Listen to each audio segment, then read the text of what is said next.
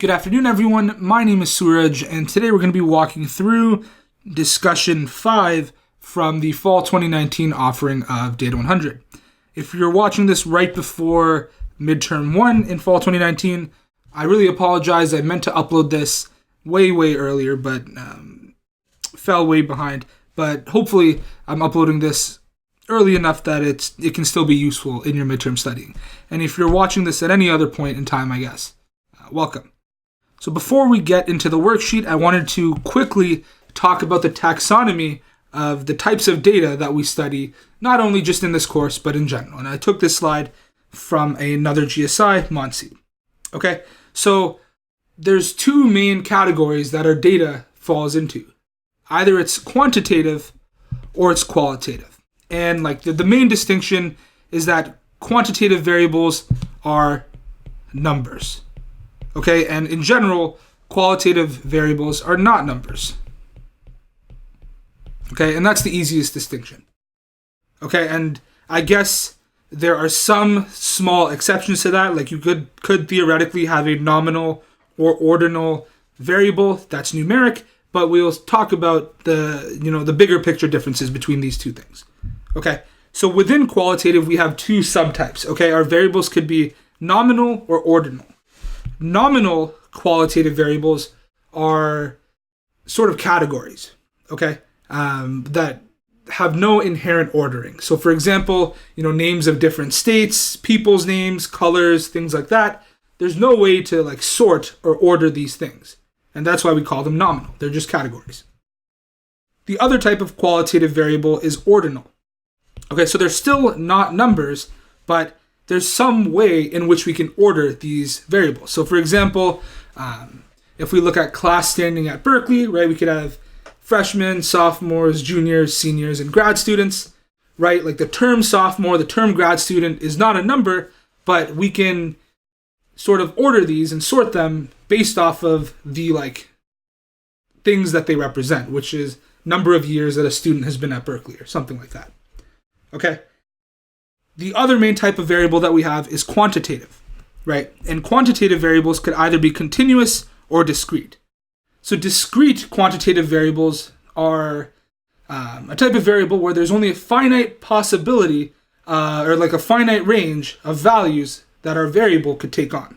Okay, and typically something that's discrete, we're counting something, okay? Or our variable represents the number of something. So for example, the number of students that do blank, or like the number of pets in people's households. Typically, if we have a numerical value and it starts with the number of something, or it's something that we're counting, then it's discrete.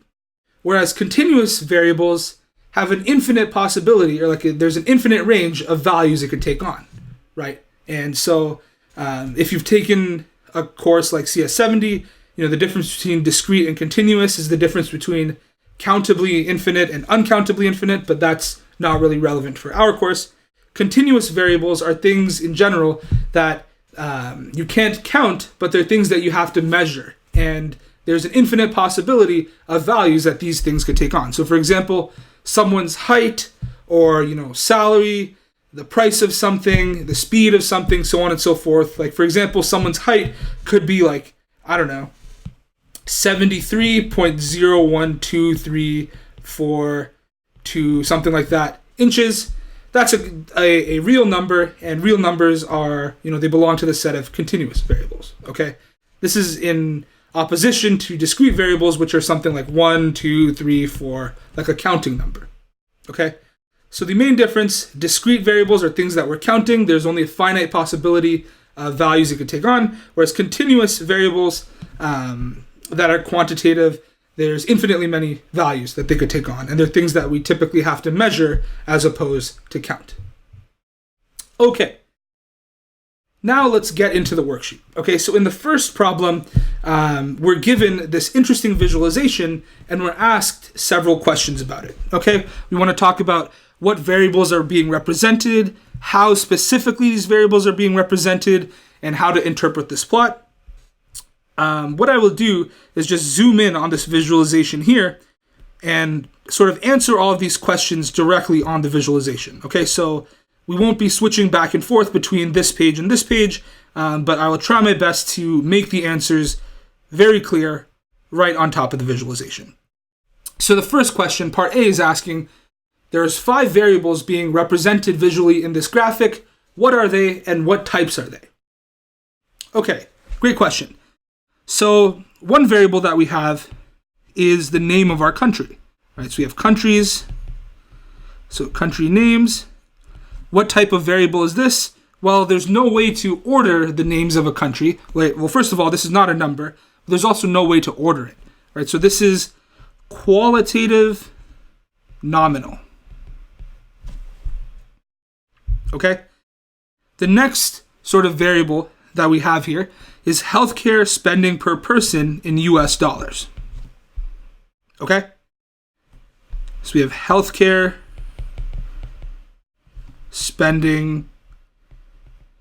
Let's just leave it as that. Healthcare spending, but it's really healthcare spending per person in US dollars. This is a quantitative variable, right? Because it's just a number, and we can say it's continuous, right? It's not something that we're really counting. It could, this amount could really be any real number. Okay? The next variable that we have depicted here is the average number of doctor visits a year. And so here's where we really need to differentiate between the true variables that we have in our visualization and how exactly they're being depicted in the visualization. Okay, because this is the first one where the underlying variable and how it's represented in this visualization are two different things, and their types are actually different as well. We'll talk more about the type of this variable in terms of how it's represented in the visualization in just a bit. But for now, the average number of doctor visits a year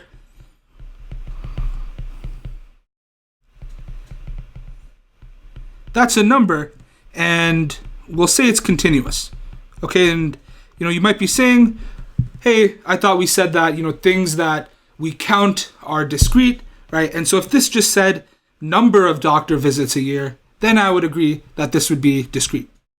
But since we're taking the average, across all of the people in a given country, or whichever people happen to be in the survey per country, that average is what makes it from discrete to continuous. Because now that you're dividing by something, there's infinitely many possibilities for the values that this average number could take on. So that's why it's continuous and not discrete. It's because we're taking that average. So that's the third variable that we're looking at. The fourth variable we're looking at is whether or not the country has universal healthcare coverage. So universal healthcare status. Okay, and this is not a number, right? This is just a category. It's sort of like a yes or no.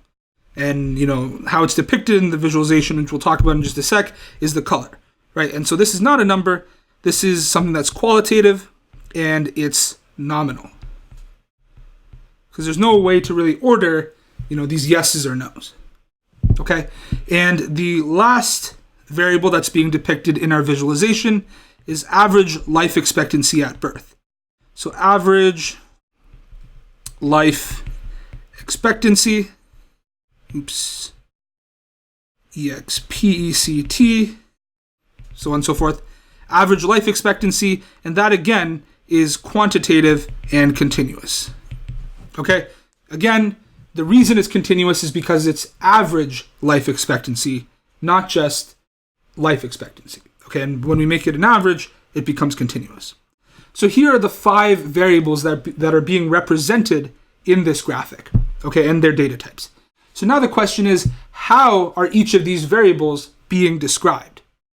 Okay, and so for a couple of them, it's pretty straightforward. So for example, I guess we can work clockwise around this plot.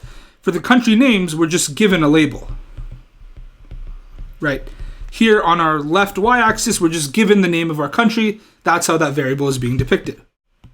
Okay. Similarly, for healthcare spending in per person in US dollars, we just look at the left y-axis. Okay.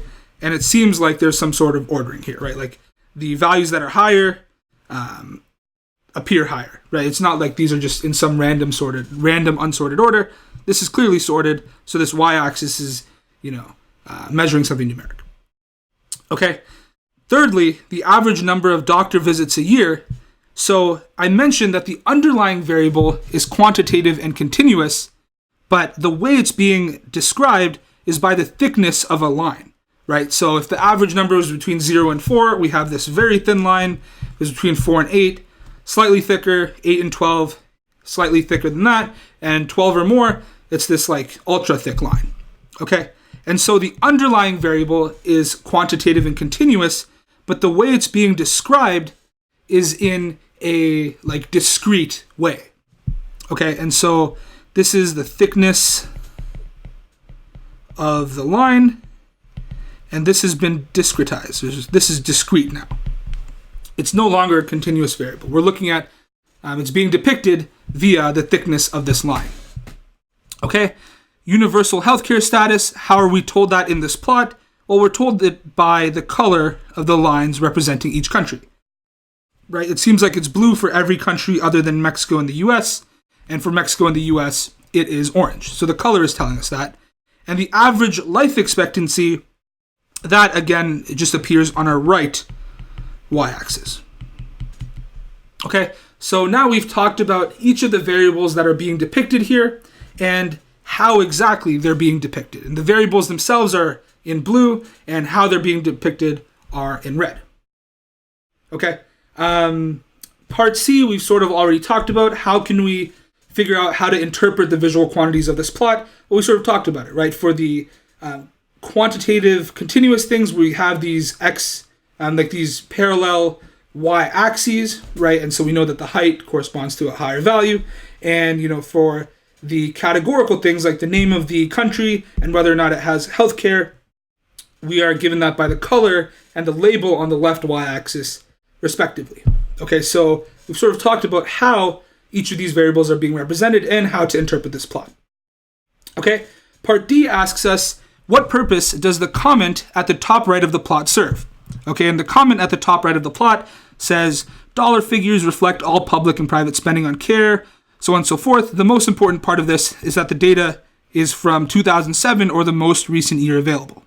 Okay, and sort of what this does is just give us context into the time from when the data was collected. Okay, and why that's important specifically is, for example, Mexico in 2012, I believe, actually received universal healthcare coverage. Okay, so the color of its line would be different if we were to collect this data, 2012 or later. So this, disclaimer at the top right sort of just gives us context as to when the data was collected. So parts E and F of the first question are more discussion-based, and especially part F, where it sort of asks us to think about why the US's line is a significant outlier here, and it wants us to sort of talk through the different systemic, social, and societal issues that might explain this. There's no real right or wrong answer to that, and that's more of a discussion question, so I won't talk about F here. In part E, it sort of just wants us to make some observations about this plot. And that seems like more of an activity where you should think about this on your own. I'll give just one example observation, the one that sort of sticks out the most to me, but you can sort of look at this and figure out whatever it is that interests you from it, because there's a lot going on here. The main observation that I made was pertaining to the line for Japan, okay, which is what I've highlighted here. It's in the thickest line segment, so it seems like the average number of doctor visits a year for Japan, number of visits, it seems like it's greater than or equal to 12. But healthcare spending per person is below average.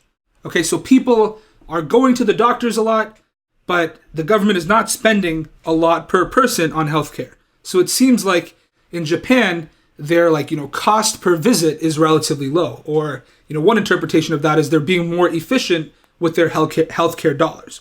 Okay? To add on to that, even though their healthcare spending per person is below average, their life expectancy is the highest. Right? Yeah, it doesn't seem like there are any countries with a higher life expectancy than Japan. So Japan, they're not spending that much per person, but people are living very long and they're going to the doctors a lot. Okay? So that seems like it might be something of interest, and it certainly was for me. And there are several such observations you can make from looking at this visualization, but again, I don't know if this video is the appropriate place to make those observations. So I think that wraps up number 1, and I think what I've annotated here answers all of the questions that we needed to. Great. So now in number 2, we're given several different scenarios, and we're asked to figure out what visualizations make the most sense in each of these scenarios. Let's get into it.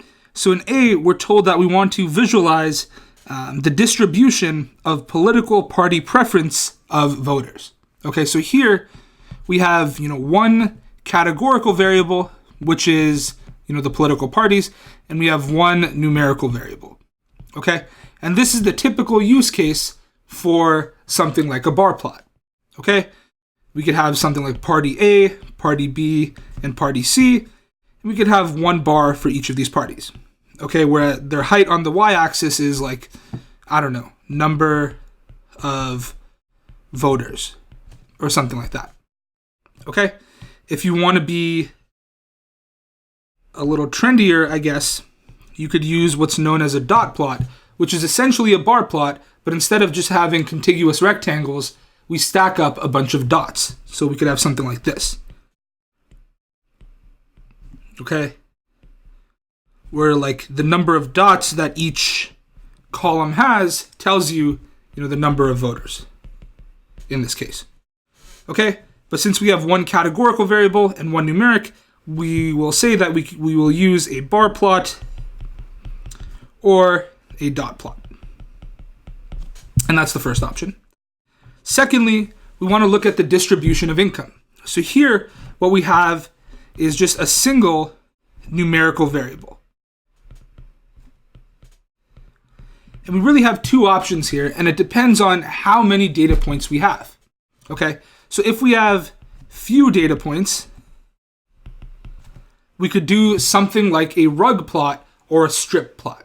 Okay, and essentially what that is we have our axis for income, and along this axis we put a dot every time, like we put a dot for each of our income values. Okay, so I know this isn't really scaled, but this is sort of what like a rug plot would look like. Okay, and if we only have a few data points, so like some number where it would make sense to look at all of the dots, then a strip plot or a rug plot would be fine. The difference between a strip plot and rug plot is that a rug plot, they're all plotted along one axis, whereas a strip plot, sometimes you'll jitter the y value slightly just so that you can look at more points. But the general idea is the same. Single axis, all of our points are plotted along there. Just to be clear that we're plotting something numeric, you could have something like, 50,000, 60,000, so on and so forth. Okay? Whereas, if we have many data points, doing this will be hard to interpret, right? We will have the issue of overplotting, a lot of points very close to each other, and stacked above one another, and it'll be sort of hard to tell what the distribution looks like. So in the case where we have many data points, we could employ something like a histogram, okay, where the heights of each bin correspond to the frequency. I'm just making this up, but on the x-axis we could have income, y-axis we'd have frequency. We could have a histogram, or we could even have a density plot, and we could come up with that, by using a kernel density estimate or something. Okay, like a smoothed version of our histogram. Something like this. Okay, I'm just making this up at this point, but those are our options. Okay, in the event where we have a few data points, something like a rug plot or strip plot. In the event that we have many data points, too many to look at all of the values individually, we would use something like a histogram or a density plot. And lastly, we could also use something like a box plot, right? Where you look at, the mean, median, the 25th percentile, 75th percentile, and your theoretical max and min, which are plus or minus 1.5 from the interquartile range, and I believe that's a value elaborated on in lecture, we could have something that looks like this. It wouldn't give us the full picture of what the distribution looks like, but in the event where we have many data points, something like this is a lot more appropriate than like a rug plot or strip plot. So I guess we can say if many points, we could use a histogram, density, or box plot. If we have few points, rug plot, strip plot. Okay. Our third scenario, where we're looking at income versus height, or height versus income, so income and height. Here we have two numerical quantities. Okay, so we have two numerical value or variables. And the go-to when we have two numerical variables is a scatter plot. Okay, so we could have, for example, income here and height here, and then just scatter every data point that we have. One thing to consider is that income is significantly more spread out than height is, right? There's a pretty confined range in which most people's heights will be, right? If you want to go to the absolute extremes, you know, people's heights will be between, like, I don't know, 0 feet at the very minimum and like 8 feet or something at the max, okay? And like the range is actually significantly smaller than that. Whereas income, people's income could be anything, right? And we know that income has a very long tail. Things are concentrated probably around the $40,000, $50,000 range, at least here in the US. But there's a long tail. And, you know, there's people with incomes of, you know, 30, 40, 50 million. Okay. And so having that wide of a scale on the x-axis will be somewhat hard to interpret, right? Because we'll need our scale to be super, super wide. And so one thing we might want to consider is applying a log transformation on our x-axis, just to make things a little more concise and easier to interpret. Okay, but that's sort of a tangent. In terms of the actual plot that we would want to use, the most appropriate thing is probably a scatter plot. Okay, something that looks like this. Cool. Scatter plot. And we'll talk more about log transformations in the last problem of this discussion. D, the relationship between income and birth sex. What we could do here is have side by side, probably change the color, not that it really matters. Here we could have side by side densities or box plots or violin plots. Okay, and explicitly what we have here is, again, one numerical variable and one categorical. Okay, the difference between D and A is that for A, the distribution of political party preference of voters, for each party, there's really only one number to look at, the number of people that are voting for that party. Here, given a birth sex, we will have several different data points of different income values. Okay, and so whereas in part A, for each category, there is only one value, here there will be several values for each category, and we need to somehow show the distribution grouped by each of these categories. Okay, so probably the most standard way to do this would be with side-by-side box plots. And so what that would look like is we could have, one box plot for one birth sex, another one for another birth sex. I'm just making up these values.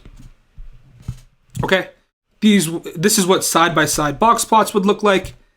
We could also have side-by-side violin plots, and if you recall from lecture, a violin plot is just like a density turned sideways. So if this is our density curve, a violin plot would be this rotated 90 degrees and then reflected. So, this drawing is about to be really bad, but it might look something like this, and then this, or something like that. This is what it would look like if we were bimodal. So this is a single violin plot, and so we could have this side by side for, different birth sexes. Okay, and each of these display the distribution within that birth sex. Okay, so we'll say side by side box plots, side by side violin plots, And another option that I briefly mentioned was overlaid densities. And what exactly that means is we could just have two like kernel density estimates or density plots on top of one another, perhaps in different colors. So, we could have one for one birth sex, and another for another, something like that. Okay, and again, we would have income here, frequency over here, something like that. This is what overlaid densities would look like.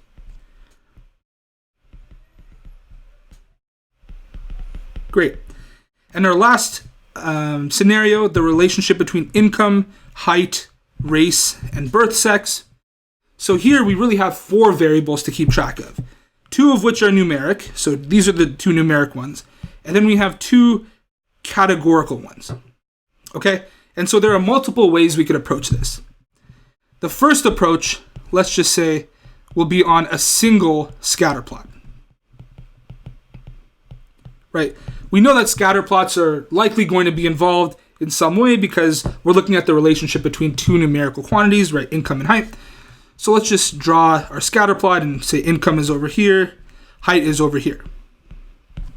What we could do is have different shapes and colors corresponding to different races and birth sexes. Okay, so for example, I could say red corresponds to race 1, and I could say, green corresponds to race 2, and one more color, I could say blue corresponds to race 3, so on and so forth. And then shapes-wise, I could say, an X is for sex 1, and a circle, sex 2. Okay? And so what I could have is, red X's, green circles, green X's, so on and so forth. Okay? And that way we would be able to tell, we would be able to distinguish points based off of which of these 2, categorical indicators they fall under. Okay? Which race it corresponds to and which sex it corresponds to. So let's take a look at what that might look like. So again, just completely making this up. These could correspond to race 1. Race 2 could look something like this. Race 3 perhaps something like this. And so on and so forth. And so looking at a point, you can tell which race it belongs to and which sex it belongs to. So that's one approach. Put all of these things on one scatter plot and just have a legend for the colors and the shapes. Another approach is to have a grid of a bunch of different sub-scatter plots, each of which correspond to a different combination of race and sex. Let's take a look at what that might look like. So we could have, probably make this black. Cool. Oops. We could have, a grid of scatter plots that look something like this. And for example, the first one could correspond to race 1, sex 1. Here, race 1, sex 2. Here, race 2, sex 1. Race 2, sex 2. And so on and so forth. Okay? And each of these would have its own scatter plot, and there would be no need to differentiate shapes and colors because we've already singled out that specific combination of race and sex. So we could just have the same, color and shape for each of these. Not that it would really matter. We could have something like this. Cool. So those are our 2 options for this last situation. One, we could put it all on one big scatter plot and have multiple legends. Or secondly, we could separate by race and sex and have a bunch of sub-scatter plots. So I think that wraps up number 2. So in number 3, we're given 3 visualizations. And what we need to do is figure out how we can improve each of these visualizations, especially in the context of the narrative that each of these visualizations are trying to tell. Okay? So let's take a look at the first one, fit as a butcher's dog. Okay? So it seems like this is trying to compare the weight and neck size of dogs when they're fully grown, I guess. Okay? And it seems like this plot is trying to tell us that the average weight has decreased the same amount as the average neck size has. Okay? Because you can tell that these 2 lines are almost virtually the same thing as time goes on, right? The x-axis here is time, and we're looking at all the dogs in some kennel club. Okay? The reason this is slightly misleading is because it tries to tell the message that the change in weight and change in neck size has been roughly the same over time, but that isn't quite true. And the reason for that is because we need to look at what the scales on our two y-axes are. Okay? The weight is going from 20 to 18, which sure, in raw units is a change of -2, which is the same as the change in neck size, right? We're going from 20 to 18 and 44 to 42. But that's not really what we care about. When we look at changes over time, we typically look at percentages, right? And the biggest example of this is like in the stock market, right? Nobody really cares how many dollars a stock went up or down. What we really care about is how many percentage points a stock went up or down. Okay, and so when comparing things over time, we want to compare percentages. And so even though in their raw units, 20 minus 18 is the same thing as 44 minus 42, their percentage changes are totally different. So this sort of misconstrues the picture. It makes it seem like the percentage change is the same over time, but it's really not. Okay? And so in order to fix this, it would probably be best to rescale our y-axes so that we have a more accurate representation of what the change in weight was over time and what the change in neck size was over time. Okay, and to be a little more explicit with what I mean by percentage changes, the change between 20 and 18, that's a 10% drop, right, because we're dropping by 2, whereas the change from 44 to 42 is only a minus 4.5% drop. But this plot is making it seem like these two changes are the same, when they're really not. And so the issue is the axes we chose to use. So if we rescale our y-axes, we'd be more able to tell a more accurate picture of what's going on here. In the second one, remorse, we're talking about whether or not people thought Britain was right or wrong to vote to leave the European Union. And you can sort of assume that the narrative that this visualization is trying to tell is that more and more people think that Britain was wrong to leave the EU, right? Because you can see that over time, this plot seems like it's increasing. Okay, and the title of it is called Remorse, so it's talking about the remorse. Okay? The issue with this is that it's trying to plot far too often. And what I mean by that is, it's sort of connecting the dots, but the number of dots it's using to connect is far too high. And so the result of that is we have a very sharp, not smooth plot, and it makes it hard to tell what the trend is in both the right and wrong percentages. Okay? And so how we could improve this is by doing something like we did in homework 3 by using Lois, right? And what that does is take in a list of all of our y values and it sort of smooths it out so that when I create a line plot, it looks significantly more smooth. Something like this. Okay? And the sort of gist of this plot and sort of all of them is that we want to keep things simple, okay? What we really want to do here is display the trend of the wrong and right percentages over time. And here we're just plotting far too granularly, right? All of these small little changes, right, from, this peak to this, drop to this peak, so on and so forth, are irrelevant. What we care about is the general trend over time. And so this plot would be significantly more clean and coherent if it was more smooth. Okay, and so that's the critique that we have for the second plot.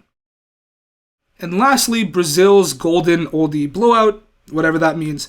The point of this plot, and you can sort of tell this by the fact that Brazil's label is bolded, is to show that Brazil in some ways an outlier with regards to this scatter plot. Okay, and the hint that we're given is that in the rightmost plot, dots are shaded based or not, like whether or not they're labeled. Okay, so you can see like Italy, Greece, Japan, France, Poland. The dots for all of these countries are light blue because we happen to provide a label. And for all of these other countries that we didn't provide a label for, their dots are dark blue. Okay, and so the first issue with this is that you're only supposed to use different colors to, differentiate between different categorical variables. Okay, so for example, you could have some sort of scatter plot where, red dots correspond to freshmen and sophomores, and blue dots correspond to juniors and seniors. Okay, that was just a random example, but typically you use different colors on a scatter plot to discern between different categorical variables. Whereas here, these all belong to the same category. They're all just countries, and they're changing the color just based off whether or not they happen to provide a label, which is not how you're supposed to color scatter plots. So the first thing that we would change is make all of these the same color. Okay, so these should all be same color, right? Because the way it's presented now, it makes it seem like there's something special about France, Italy, Greece, and Japan, but there isn't. The only special thing is that they happen to provide a label next to those dots. They're not in a different category. The second critique, and this may or may not be subjective, is that our goal here is to really show that Brazil is some sort of outlier, okay? And providing labels for like Turkey, the US, Poland, France, Italy, Greece, Japan, so on and so forth, don't really contribute to that narrative, okay? We can just tell by looking at just the dots that Brazil is an outlier, okay? So providing all of these other labels doesn't really add much value to our visualization, and in fact, it just makes it look a lot more cluttered, and it de-emphasizes the fact that Brazil is an outlier. So one way to make this even more clean is to just drop all of these labels for countries other than Brazil. Okay? And maybe, the OECD average would be useful to include as well. So we should change it so that they all have the same color and drop the labels for most, if not all of the other countries, to further emphasize the point that Brazil is the outlier here. Because with all of this other additional information, it's not clearly displaying the narrative that we want it to display. And so that's number 3. Great, now let's move on to questions 4 and 5, which deal with logarithmic transformations. Okay, basically what's going on in this paragraph over here is we're told that we're looking at mass, like the relationship between mass and metabolic rate for some mammals. Okay, we're helping our friend in some science lab or something. And on the left here, we have this relationship plotted in its like raw, untouched, absolute form. Okay, so you can see the like scale for grams is in like the 100,000s, and similarly for metabolic rate. Like these numbers are really big, and it's kind of hard to tell what the relationship between mass and metabolic rate is. Okay, this dotted line here refers to the line y is equal to x, and this red line is a line of best fit. Okay, and what exactly that really means, we will spend a lot of time after midterm 1 talking about, but for now you can just think of this as being the best possible line that captures the relationship between y and x. Okay, so we can say this is the line of best fit. Okay, so it's kind of hard to see what the pattern is in when we're looking at our data on an absolute scale. If we instead look at log base 10 of mass and log base 10 of metabolic rate, the dotted line is still the line y is equal to x, and the red line is still the line of best fit, but the line of best fit in terms of, the log-log transformation. When we take the log of both of our axes, our data looks significantly closer to being linear, okay? And it's much easier to understand the pattern and the relationship between mass and metabolic rate now that we've taken the log of both axes. Okay, and so part A is saying let C and K be some constants and let X and Y represent mass and metabolic rate respectively. Based on the plots, which of the following best describe the pattern seen in the data? Okay, and so the question is, what is the pattern that we're looking at in this right plot? Okay, my guess is that it looks something like log of, let's make our pencil bigger. There we go. My guess of what we're looking at is log of y is equal to m times log of x plus b. Where did I come up with this? Well, we know that the standard equation of a line is y is equal to slope times x plus intercept, or y is equal to m times x plus b. But here, the linear relationship is in terms of log x and log y. So I have log y is m times log x plus b. So basically, I'm looking for which of the four options I have here reduce to something that looks like this. Log of y is some slope times x plus some intercept. Okay?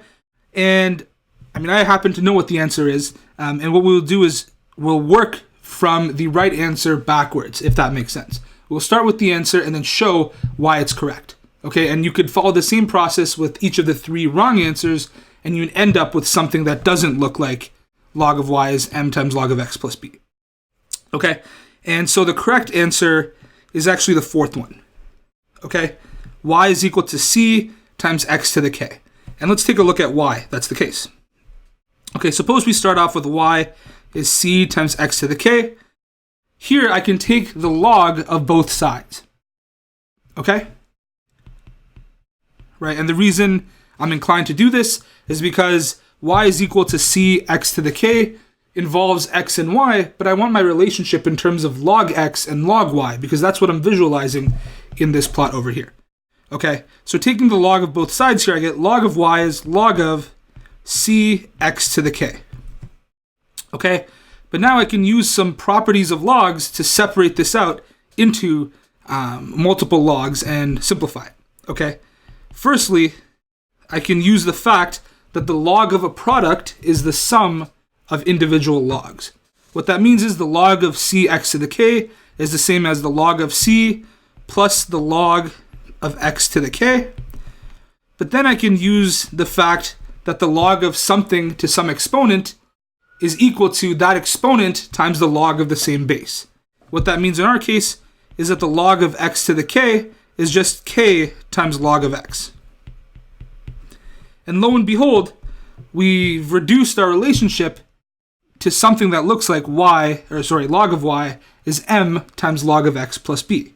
Right? Our m here is just k, and our b is the log of c. So k is our slope, and the log of c is our intercept.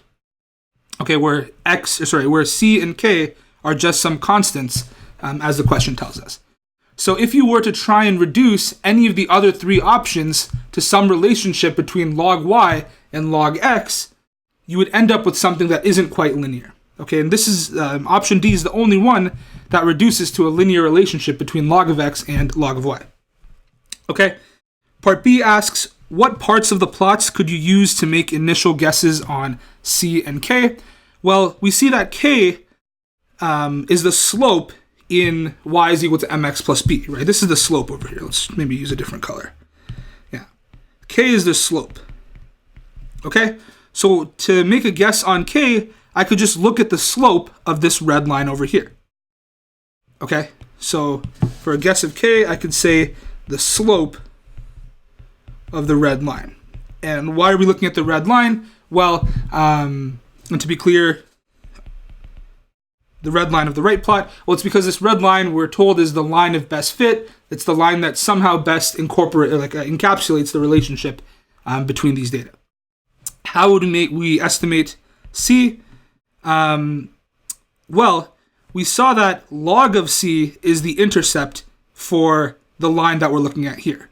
Okay, so the y-intercept of this thing, y-intercept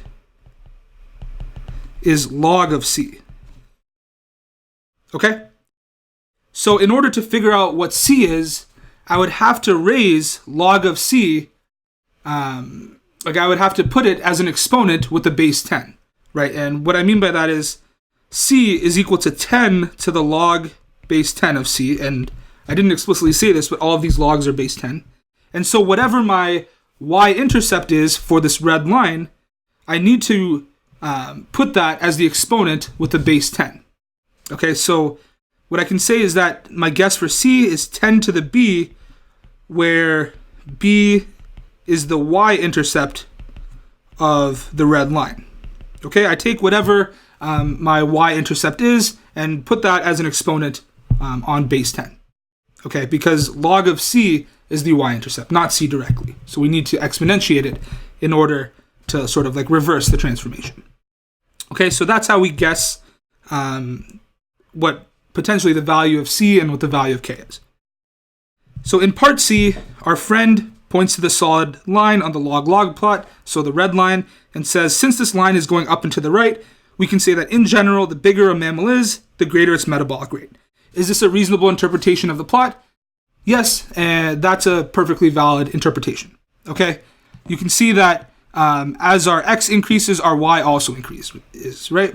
So as x increases, y also increases.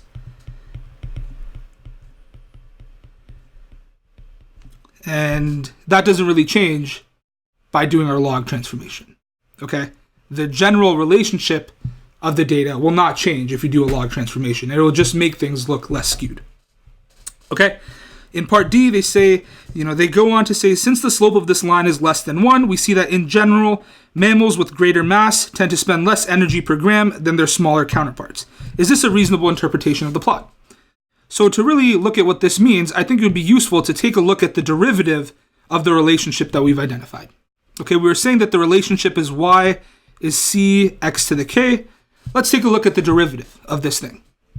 Okay, so we can say dy by dx is, now I can use the power rule. I can say this is c k x to the k minus 1. Okay, and as we identified in the previous, as they mentioned in part D, since the slope of this line is less than 1, that means k is less than 1. But since it's positive, we know that k is between 0 and 1. Okay, we know it's positive because clearly this red line is going up and to the right. We know it's less than 1 because they sort of tell us that in the question. Okay, so since k is between 0 and 1, k minus 1 has to be negative. Okay, it has to be strictly less than 0. Why is that relevant? Well, it's because when I look at the derivative, so dy by dx is c k x to the k minus 1, k minus 1 will end up being something like, I don't know, minus 0.6, for example. Oops. And c and k are just constants, right?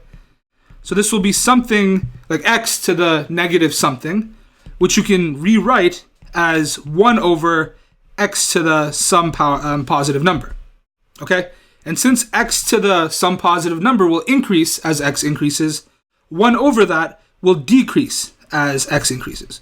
Okay? So in other words, what we're saying is that the derivative is decreasing over time. Okay? So we're saying that, sure, of course, the function is growing, right? Because the relationship is growing since this plot is going up and to the right, but the rate at which it's growing is decreasing, right? Because the derivative is decreasing and the derivative is the rate of change of the function. So in general, the gist of what this question is asking is it a valid interpretation to say something like, just because a mammal weighs twice as much, it doesn't mean its metabolic rate will be twice as much, right? Its metabolic rate will be something less than twice as much. Okay, and the reason for that is because our derivative is decreasing, and so the rate at which our function changes is decreasing, and so our function is increasing less and less as x becomes larger and larger. So yes, this is a valid interpretation. See the dy by dx over here. And hopefully that's clear. Okay, it all has to do with the fact that the derivative of our relationship is decreasing. Number 5, when making visualizations, what are some reasons for performing log transformations on the data? Let's take a look at why we use the log transformation at all here, right? Here we see that, first of all, our scales for the x and y axis are massive, but also there's a lot of overplotting in this bottom left region, and it's sort of hard to tell what the true relationship between x and y is. Whereas now, if we take the log of both axes, and you could also do this for just one of the axes, if only one of the axes had some massive scale, it becomes very clear what the relationship between x and y is. Okay, so the main reason we want to do log transformations is in order to make the relationship a lot clearer. Okay, and as we talked about in lecture, it's significantly easier for us to analyze relationships that are linear. Okay, we know a lot about linear modeling, we don't know as much about modeling things that are not linear. Okay, and so doing this log transformation helps make our scales a little more interpretable, and it makes the pattern more easy to analyze, and it makes things linear in this case, which makes it easier to interpret and model with, which is, we're sort of treating it as a black box, but later on in the course, it'll become more clear what we mean by linear modeling. So to write something down concretely, we can say, make patterns more evident, rescale points, or I guess rescale axes to be more interpretable. One thing I will mention is that the solutions mentioned that we might want to do a log-log transformation, or a log transformation in general, if the underlying relationship between x and y seems to be multiplicative and not additive. And several students had questions about this on Piazza, so I thought I would address it. What we mean by additive is essentially that our function is linear. Okay, so for example, pretend our function is, mx plus b, and by function I mean the relationship between x and y. If I look at the difference between consecutive values of my function, so f of x plus 1 minus f of x, this value is constant. Right? It doesn't matter how big x is, f of x plus 1 minus f of x will always be the same thing. Okay? And I believe this just evaluates to m, the slope, right? Because what the slope, how you interpret the slope is a change of y over change in x. So if we're changing in 1, we'll change by m if our slope is m in the y direction. This is in opposition to if our relationship is multiplicative. That would be the case where we have something like f of x is, b to the x, where b is some real number. And so here our relationship is exponential. And so the reason we can think of this as having a multiplicative relationship is now we can compare the ratio of two consecutive outputs of our function. So f of x plus 1 divided by f of x. And you can see that this evaluates to b to the x plus 1 over b to the x, which is some constant. Okay, so in the case where our function is linear, the difference between two consecutive outputs was constant. If our relationship is multiplicative, the ratio of two consecutive terms is constant. Okay, so what this is really saying is that f of x plus 1 is some constant times the previous output, whereas if it's additive, f of x plus 1 is some constant plus the old output. Okay, so this is what we really mean by additive versus multiplicative. And in the multiplicative case, here, our output grows way quicker than our input does, and this often leads to a case where, the y-axis is significantly more stretched out than the x-axis is, and then we would have to take the log of our y-axis to, shrink things down proportionally. Okay, so hopefully that made sense. I think that wraps up the entire worksheet. Feel free to email me personally or post on Piazza if you have any questions. And if you're studying for an exam while watching this, good luck.